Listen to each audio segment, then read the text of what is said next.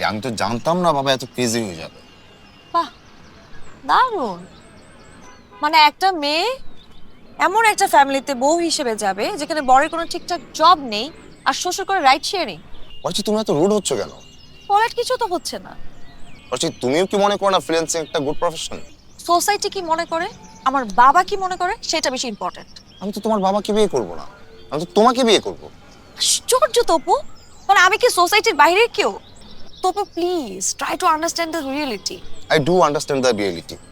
আমি এই fake reality ভেঙে নিউ রিয়েলিটি মেক করবো। নাইস।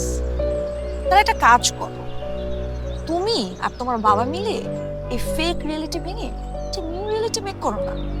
এরকম করতে করতে একটা সময় আমাদের রিলেশনটা ভেঙে চুরমার করে দাও।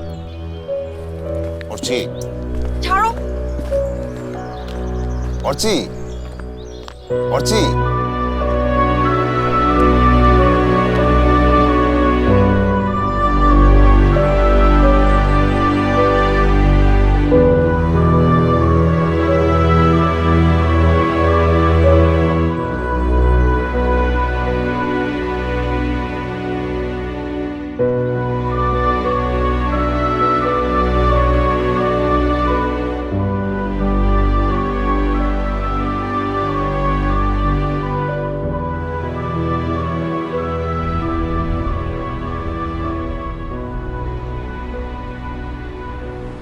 কেউ কি মারা গেছে নাকি?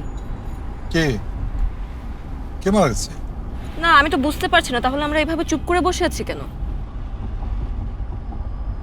আচ্ছা বাবা, তুমি আমাকে ড্রাইভিং শেখাচ্ছ না কেন? হ্যাঁ, শিখবি? কিন্তু কবে থেকে বলো তো? কালকে থেকে। ইয়েস, থ্যাংক ইউ বাবা। বাবা গাড়ি থামাও, আমি এখানেই নামবো। এখানে নামবি? এখানেই নামবো।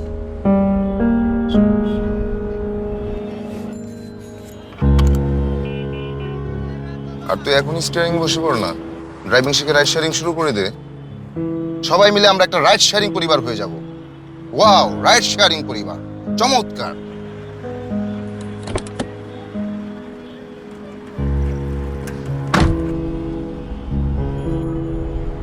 তপুটা না তোর মায়ের মতো অভিমানী হয়েছে।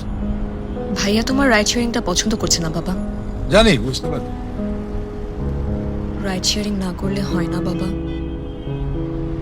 না তা হয়, কিন্তু মানুষের শখ আহ্লাদ তো একটা মূল্য আছে, তাই না? হ্যাঁ ঠিক আছে, শখ আহ্লাদ করে গাড়ি চালাও, কিন্তু রাইড শেয়ারিং কেন? দেখ তোকে একটা কথা বলি, মানুষ যেটা ভালোবাসে, পছন্দ করে, তার শখ তার আহ্লাদ, সেটা যদি সে করতে পারে ভীষণ আনন্দ হয় না? তার সঙ্গে যদি তার পেশাটা জড়িয়ে যায়, উপার্জন হয়, আয় হয়, তাহলে আনন্দ একেবারে দ্বিগুণ হয়ে যায়। বাবা, হুম, ভাইয়ের ব্যবহারে তুমি কষ্ট পেয়েছো? হ্যাঁ একটু পেয়েছি। ঠিক হয়ে যাবে। তোকে নামিয়ে দিয়ে যখন যাত্রী তুলবো, যাত্রীদের সঙ্গে কথা বলবো, তখন দেখবি একেবারে পুরা পরিষ্কার, খুশি, আনন্দ।